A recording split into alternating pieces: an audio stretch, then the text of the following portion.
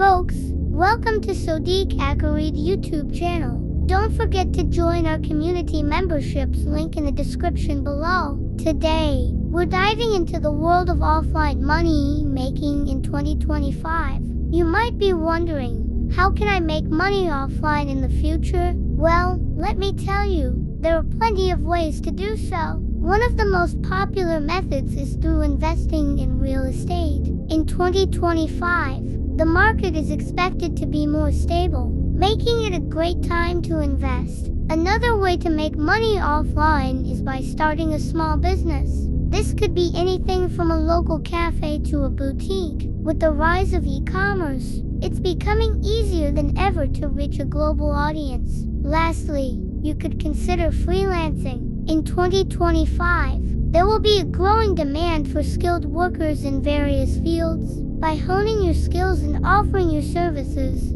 you can earn a steady income. Remember, the key to success is to diversify your income streams. So, get out there and start making money offline in 2025.